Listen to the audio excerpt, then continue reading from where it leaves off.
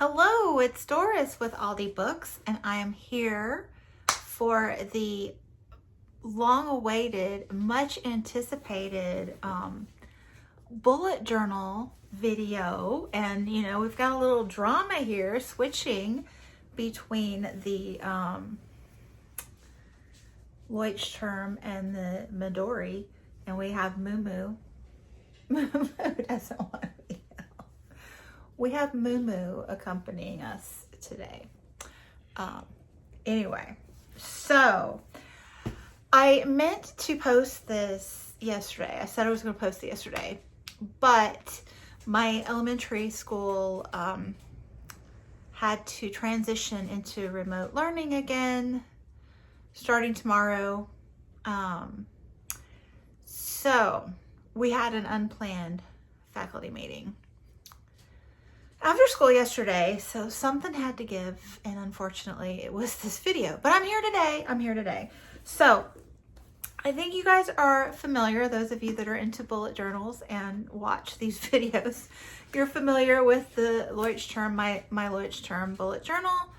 I use the medium dot grid, and yeah, I've been using this one, not this particular one, but this style of bullet journal for several years now, exclusively. Like, I don't know, maybe 5 years or something like that. So you know the drill. Got my calendars and, you know, all my little pages and the stuff in the back. This one doesn't have the stuff in the back because I kind of quit. And that is why I am switching back to the Traveler's Notebook, which this is a Japanese style excuse me, system. So what happened was, you can see this was the last month I made, and you can see I was experimenting with some different products in it to try to get myself excited. I made all of January and just was like, nope, I'm just not feeling it. So what happened was, I noticed that I kind of was not really using it. Like in December, I didn't make one to-do list, one weekly spread in the month of December. And November, let's see, I made one. So, and I noticed that had been happening month after month, that I was just not using it regularly the way I needed to. So, you know, a lot of people like to think, oh, I'm in a slump of this nature or that nature. But sometimes in reality, you're just bored. Maybe not bored with what you're doing, but how you're doing it. So I, you know, need to change things up. So I switched back to the Traveler's Notebook. It used to be called the Midori Traveler's Notebook, but a few years ago they switched, and I think they're just the Traveler's Notebook company now. So yes, these are a little bit more like this is just dot grid pages, and you do with it what you will. That's all it is. The Traveler's Notebook can be, like, you could still do that in these, definitely. They still blank dot grids or blank grids, blank pages, blank lined pages. They sell so many inserts. But they can also be a little more structured if that's what you want. So this is, you get like a, I don't know, a folio kind of thing to house them. And this is a larger folio, and I have 4 inserts in it. You can put even more. This would probably hold 6 at least comfortably, maybe, you know, a little more, but probably 6 or so. So I have, did I say I have 4 in here?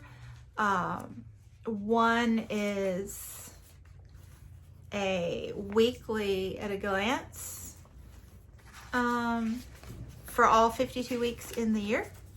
So here's an example of what that's looking like. So I have the days of the week here already laid out, and then a blank page here for notes. Then I have a calendar insert that has, you know, the 12 months of the year in it. It actually has 14 calendars in it. And then, you know, I jazz it up. I fill in the data.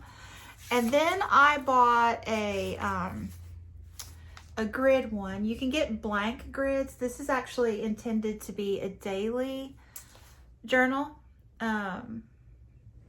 with a page a day lasting 2 months, but I'm using it just for pages of different topics to last throughout the year. And then I am intending to journal, so I have a blank, hopefully nature journaling, maybe books too, but nature journaling. And I haven't started this one yet, but hopefully I will get to that. So I am going to take you to the craft room and just spread out, like just the hands and we got Chicky now too. Say hello, Chicky. Yeah, they like to play with the beads. So I'm gonna take you to the other room and show you what I got, all my setups in here, and compare them to the Leuchtturm. So let's go. As soon as I get the button to turn off. Oh my goodness. This is so exciting. Y'all are too cute.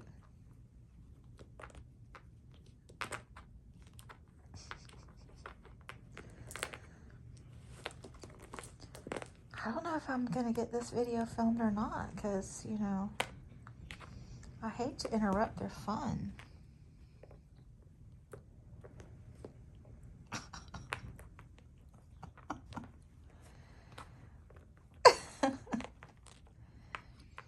Okay, guys. Okay, guys, we gotta go. Gotta go. Okay, so I am just going to try to go through here and show you the corresponding pages between the Traveler's Notebook and the Leuchtturm. So these are just notebooks, inserts that fit in the folio like so. And in this first one, like I said, I have my weekly notes. The opening page I stuck in my school calendar. So this is this year's calendar and this is next year's calendar, which incidentally, my Leuchtturms have all started with the school year. So this one starts in August and it ran from August through the summer. But this one starts in January. I don't know. I guess as a public school teacher, I get two New Year's every year. So I get January 1st and August 1st bonus. So yeah, this one is starting December 1st. This page, we got a title page. I got to put a cute sticker there. Stay tuned. So this page, I did a challenge in January to eat a salad every day for lunch, or just every day at least once, and I did 29. I only missed 2 days. I'm so proud. So I'm doing it again this month. Then this is where my weekly spreads start, and I'm just keeping, you know, to-do lists over here and a running to-do list over here. So this one tends to be things that can be done during the week or eventually soonish. And this side is more things that need to be done that day. So yeah, this is so simple, you know, because it's already set up for me. So working out well with that, and 52 weeks here. So that's all of that one. In the Leutsch term, you know, I was doing the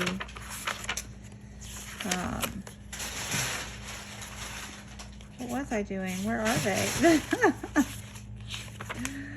Oh me. I did all sorts of different things in here. It was quite a variety of weekly. Like there's a more standardized weekly spread. So, you know. Then the calendars. So intro page here. I'm going to put my travel plans. Hopefully we'll get to travel some this year. Maybe, fingers crossed. My son and I try to see all the state parks, and we're trying to see all 50 states. So here I'm keeping up with the miles that I run. So I only ran 13 miles in January, but I'm hoping to do better in February. Lots of room for improvement here. And then the calendar. So in the Leutsch term, I had been keeping one calendar for my events, my like life events, and then another calendar for booktube videos. So in this, since they're bigger spaces and it's pre-made, I have hybridized that to put them both together. So I basically have the events in pen, and I still have my video, my booktube, in pencil.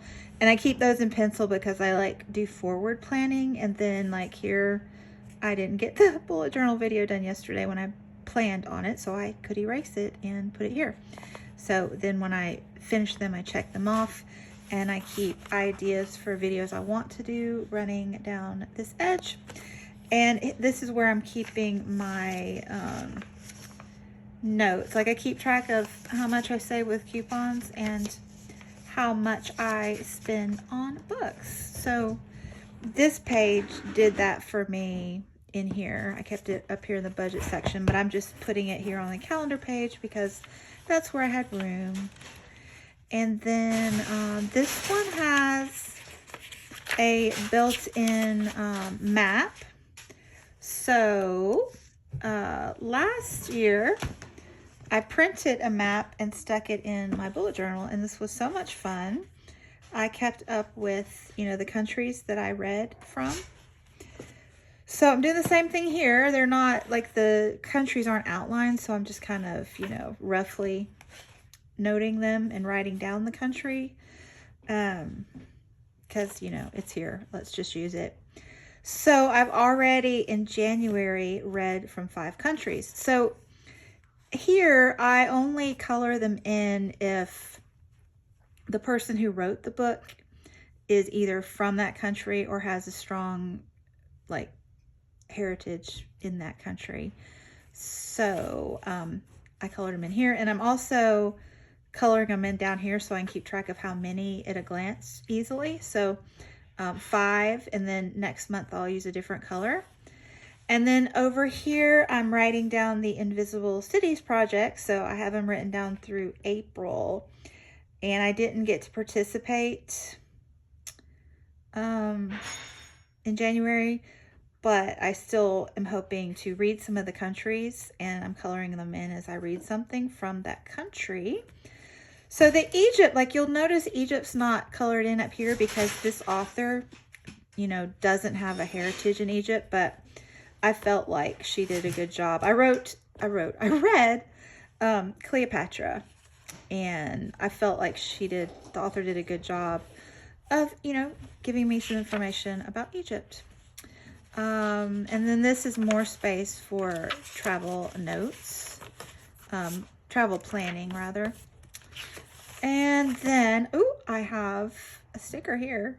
Thanks, Heidi. I love it. This one is my different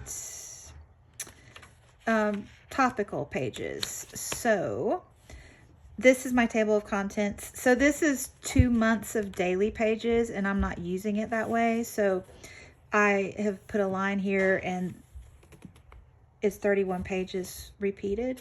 So the first half are my individual pages, and then the second half are my monthly pages. So like running goals, ta-da.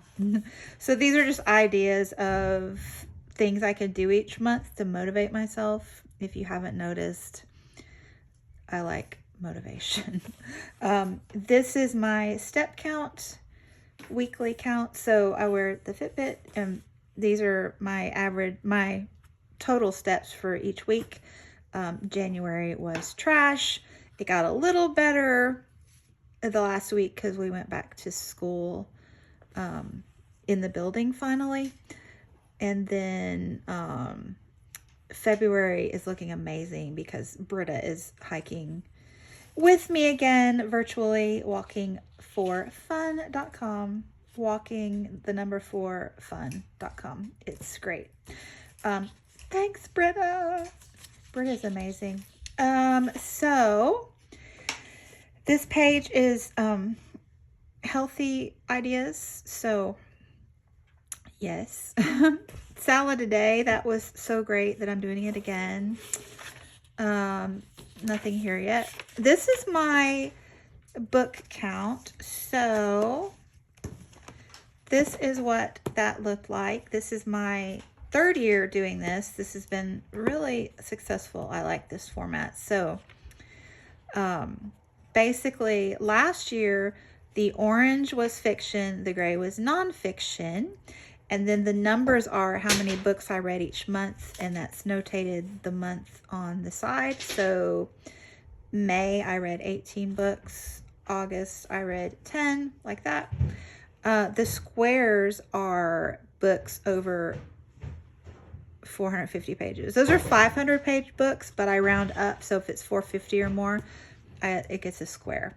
And then the dots are the translated books. So, oh, I forgot. I did have languages. I just noticed that. I was tracking my languages again. I've already gotten 3. So exciting. Anyway, back to this. So, I'm doing this again. Each side has 100 books. So January is already tracked in here. I read 15 books in January. And so the coral is fiction, and the aqua is nonfiction. And then this year I've added another one. Purple is poetry, because I didn't feel like poetry really fit into either of those categories. So, and one of my goals this year is to read at least 4 poetry books. So, yes, purple poetry. And then I've also added this little V symbol because I do read books from time to time, usually middle grade, that are in verse. And while that's poetry, it also is either fiction or nonfiction.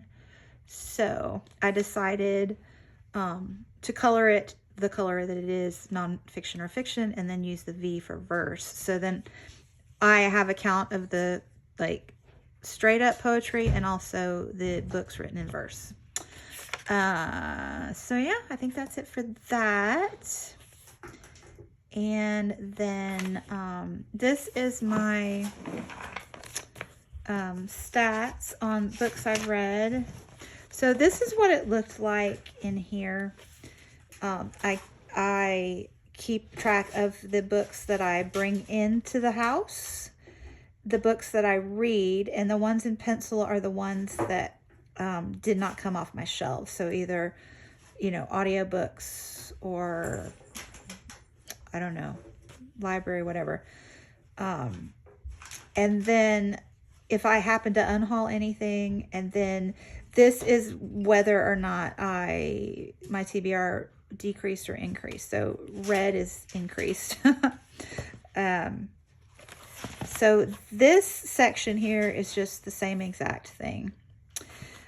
Then this section is the coupons and money I spend on books, etc.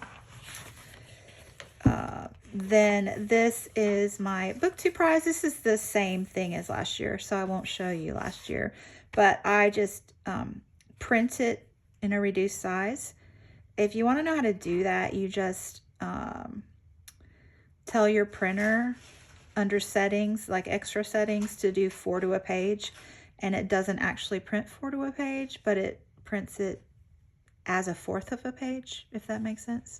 So, and then I color in. So I've colored in the books that I had when the long list was announced, and then I check them off as I read them.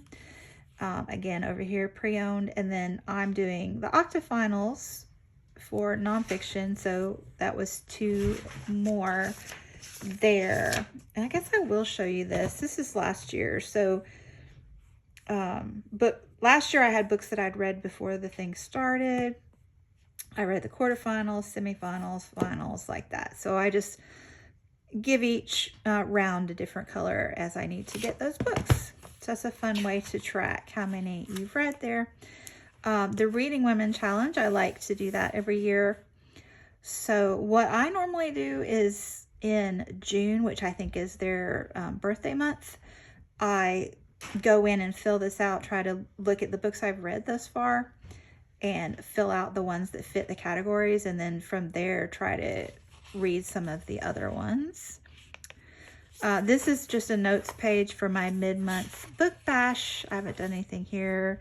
The Book Naturalist book club, and then some more blank pages. And then I've been inspired by Heather from Soggy Expat Book Nerd to do more written correspondence via snail mail. So this is just a little random tracker for that. Addresses in here.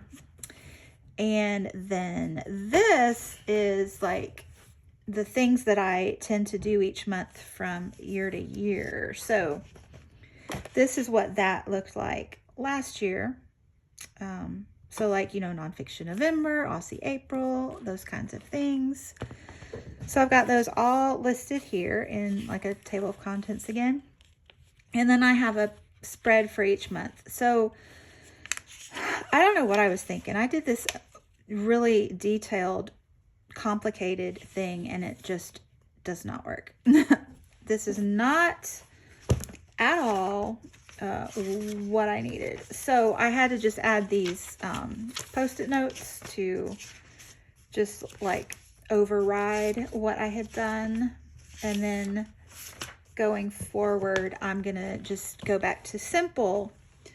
So I like to keep a list of books that I've hauled that month, and then a list of books that I have read that month. Ow, cat. She bit me. So, and then on the ones that I've read, the yellow is always like favorites, books that stood out to me, and then the purple, there's something that annoyed me about them. And then the pink is written by females. The line is nonfiction, and the dot is translated. So yeah, so I am doing that here. You can see I've done it here, started it for January. And then February, I also started that complicated thing, but only on half the page. So we're getting closer to what I'm going to do. So for the rest of the year, instead of that complicated thing, I've just put post-it notes for each category. So for example, this is March. So March is middle grade March. There's a lot going on in March, and I won't necessarily do all of it, but middle grade March, Irish-a-thon, March of the Mammoth, my birthday. So I'm just making a list of books that I might potentially read for each of those things, and if I need to, you know, buy them or whatever. And then when March gets closer, I will, you know, do what I'm gonna do with deciding on which books I want to purchase or whatever, and then we'll take the Post-its off and make my list. This is just going to be a simple books that I've hauled and books that I've read. So this side will be books I've hauled, this side will be books I've read, and I will you know, notate it like I do, and yeah, and then throw away the Post-its when I'm done. This system of like looking into the future with different topics that come up throughout the year really helps me control my book buying. Like instead of buying books willy-nilly when I see them and want them, I kind of pace myself. You know, if I say, oh, that would be great for Nonfiction November, instead of buying it in February, I will wait and, you know, make a note of it and maybe buy it in October. So working well. And then my haul revisit notes will go here. Yep. And then this is for my nature journal. Hopefully I will start that soon. I will, you know, update you when I do. So this is a really long video, so I'm just gonna close it now. Thanks so much for watching. If you have questions, by all means ask, and I'll be back soon. Bye.